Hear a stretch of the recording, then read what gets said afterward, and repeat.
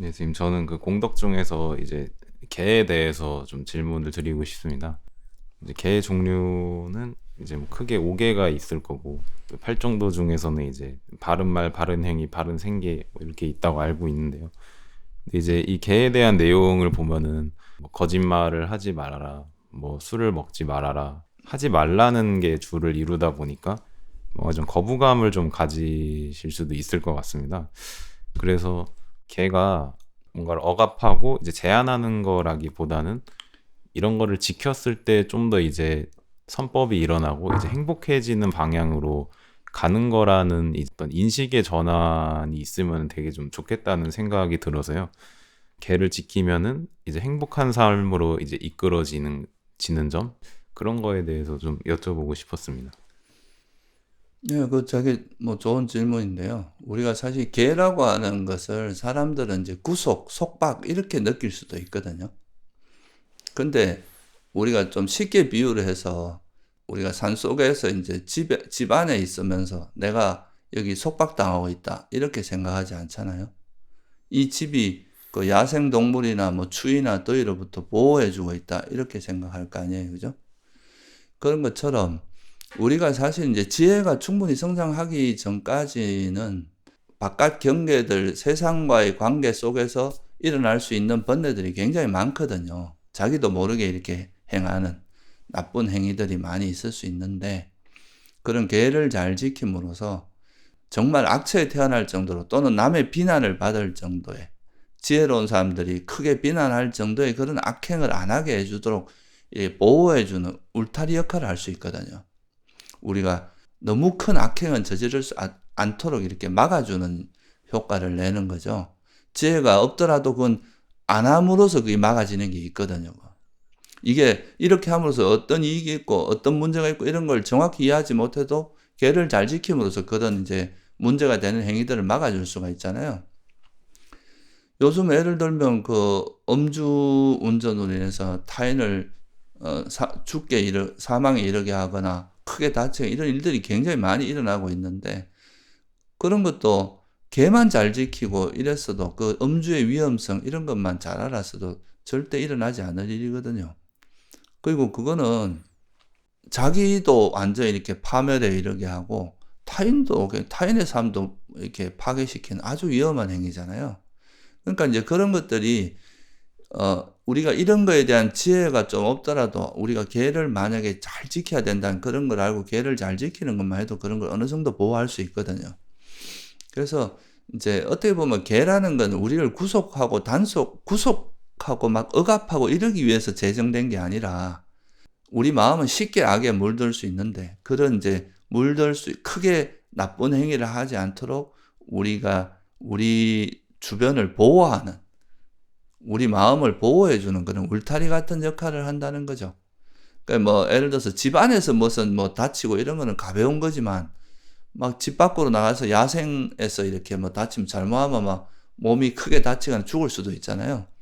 그게 이제 우리 집이 보호해 주는 거잖아요. 우리가 사람의 삶을.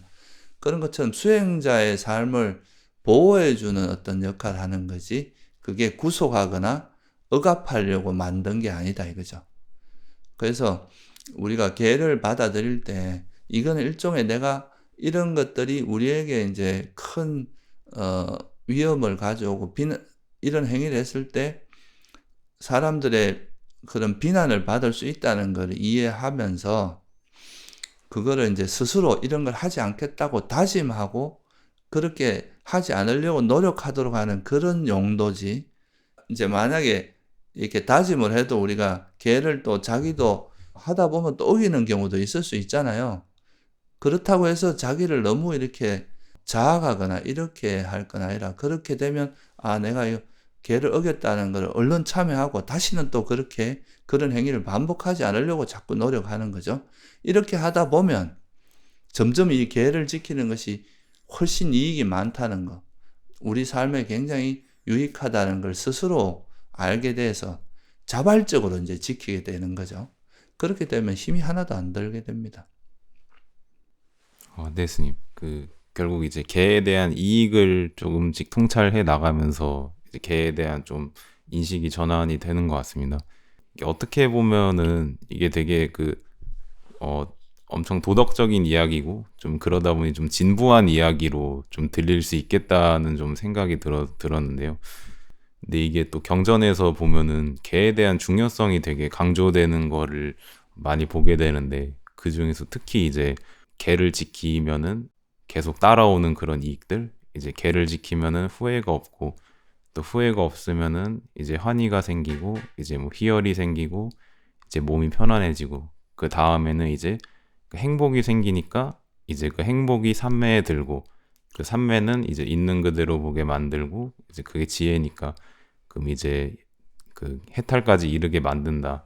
이런 어떤 그 개를 지킴으로써 이제 순차적으로 따라오는 그런 이익들에 대해서 좀 설현경을 보니까 확실히 개에 대한 인식이 좀 바뀌는 거를 좀 느꼈습니다. 그래서 이런 것들이 조금 더 이제 현실에서 좀 구체적으로 이제 드러날 때 좀 뭔가 어떤 양상으로 이게 좀 드러나는 것인지 그런 거를 좀 생각했으면 좋겠다는 그런 생각이 들었습니다. 예, 그러니까 개를 잘 지킴으로써 우리가 이제 삼매에도 마음이 이제 개를 지키는 가장 큰 이익은 이제 후회가 없는 거라고 하거든요. 후회할 일을 안 하는 거거든요. 보통 우리는 살면서 뭔가 실수를 하고 뭔가 이제 안 좋은 행위를 하게 되면 그것 때문에 뭐 계속 마음에 남아서 후회가 일어나고 이런 일이면 그 마음이 불안해지잖아요. 근데 이제 개를 잘 지키는 사람은 남한테 이제 비난받을 행위를 아예 안 하기 때문에 후회가 별로 없어진다는 거예요. 그러면 이제 마음도 안정되고 당당해지고 그러니까 이제 그게 우리 마음을 이제 편안하고 행복하게 하고 그래서 이제 삼매에 드는데 되게 좋은 조건이 되는 거죠. 그리고 또 삼매에 들고 이제 이런 지혜가 생기면 이제는 아예 이제 그 개의 유익함이나 그 개의 중요성을 이해하고 그렇게 하려고 하니까 개를 더 잘 지키게 되겠죠. 이렇게 이제 개가 또 우리 삼매와 지혜를 생기게 하는 것도 있지만 삼매와 지혜가 또 개를 더 탄탄하게 해주는 측면도 있거든요. 그리고 또 수행이 더 이제 나아가다 보면 결국 개라는 거는 다른 말로 하면 우리가 뭔가 말로서 어떻게 행동해야 될지에 대한 큰 가이드라인 같은 거거든요.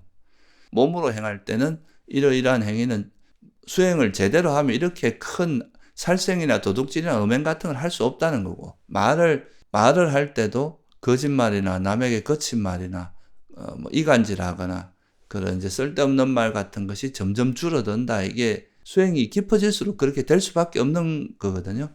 그래서 개라는 게 처음에는 이제 좀 이게 하지 말고 이렇게 하면 안 좋다 하니까 이렇게 지키는 거지만 나중에 이제 이 개를 지켜 나가면서 이제 수행을 하다 보면 이 수행의 이득을 이해를 하고 이제 그러다 보면 개가 얼마나 중요한 것을 이해하게 되고 그 개라는 건 또 다른 말로 하면 그 수행자의 삶의 방식이거든요, 이게.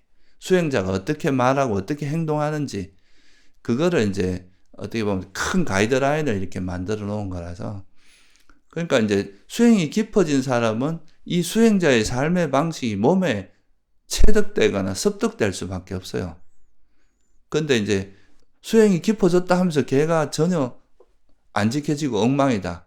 이렇게 하면 이건 사실 수행과 일치한다고 볼 수가 없는 거예요, 이거는.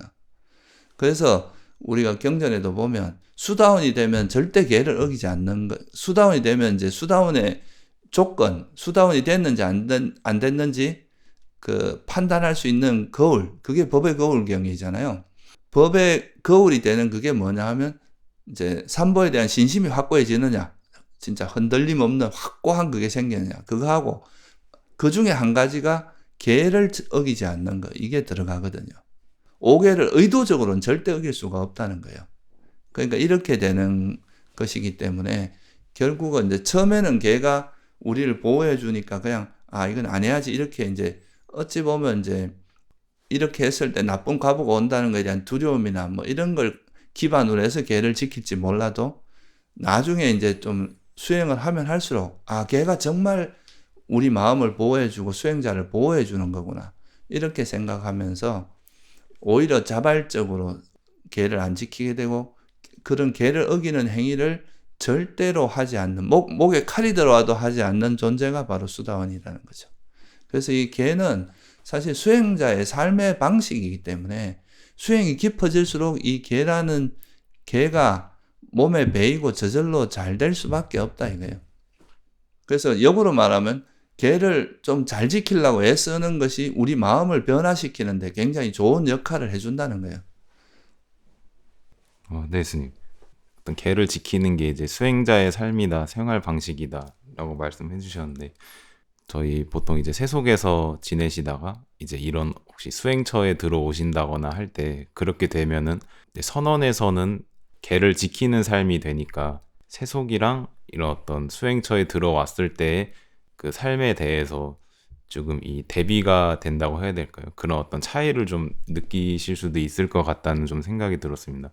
그래서 뭐 가령 예를 들면은 밖에서는 좀 이제 거짓말도 좀 하게 될 수도 있고 친한 사람들이랑 뭐 가까이 있으면 뭐 잡담도 하게 되고 거친 말을 할 수도 있고 뭐 욕설을 할 수도 있고 아니면 이제 밖에서는 또 보통은 이제 벌레 같은 그런 어떤 생명을 죽이는 거에 대해서 좀 이렇게 경각심을 좀 갖지 않을 수가 있다 보니까 이제 무심코 좀 죽이게 될 수도 있고 그런데 이제 선원에 이렇게 수행처에 들어오게 되면 이런 어떤 개를 지키는 그런 삶을 통해서 이런 나쁜 것들을 안 하고 이제 여기서 이렇게 개를 지키면서 사는 그런 삶에 있어서 뭔가 좀 만족감을 느끼고 좀 행복감도 좀 느낄 수 있겠다는 그런 좀 생각이 들었습니다. 그래서 이에 대해서도 좀 한번 여쭤보고 싶었습니다. 예, 그게 이제 아까도 말씀드렸듯이 이제 일반적으로 우리가 세속에서 살아가는 이제 삶의 스타일하고 수행터에서 살아가는 삶의 방식이 좀 다르거든요.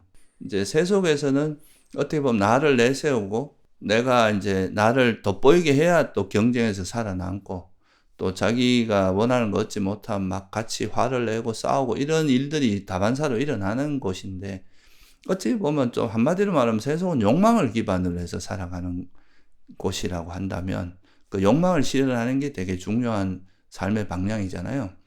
근데 수행터는 그게 아니라 이런 욕망을 내려놓는 욕망으로부터 좀 벗어나는 쪽으로 삶이 이루어진 방식이기 때문에 세속에서는 나를 내세우고 이런 쪽이라면 오히려 수행터에서는 나를 낮추고 나를 낮추고 남을 공경하고 좀 서로 배려하고 이런 방식으로 또 이제 바뀌고 또 뭐 이렇게 여기서 세속에서 막 서로 이제 의견이 부딪히면 어떻게든 이겨가지고 막 서로 이제 다투고 이런 게 되게 일상적이지만 여기 이제 수행자의 삶이라고 하는 거는 이제 서로에게 자애심을 가지고 서로 좀 양보하고 또 이렇게 뭐 좀 상대를 좀 이해해주고 이런 방향으로 자애를 바탕으로 해서 또 살아가잖아요.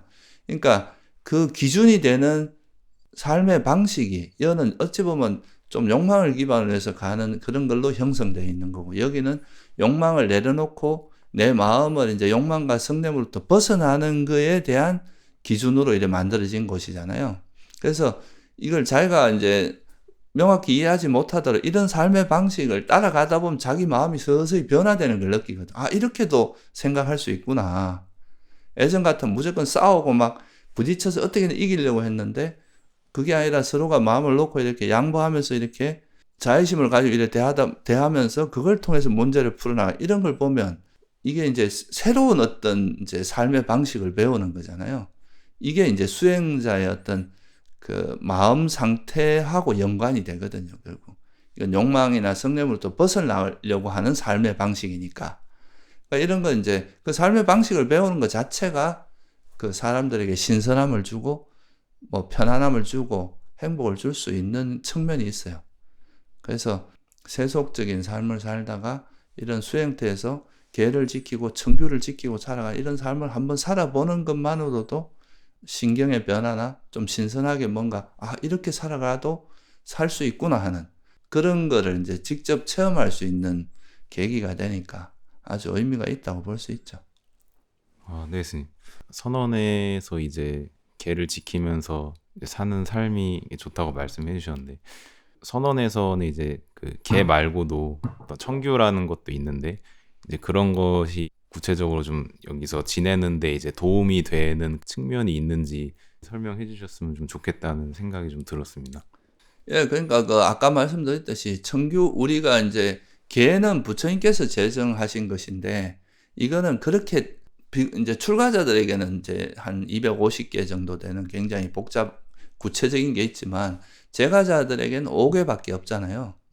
근데 이 5개는 이제 좀 큰 틀을 말씀하신 건데 이제 막상 여기 수행터에 들어오면 뭐 예를 들면 선방에서 어떻게 행동해야 되고 공양을 할 때 어떻게 해야 되고 또 여기서 스님들과 대할 때 어떻게 해야 되고 이런 걸 다 개로서 이야기할 수가 없거든요.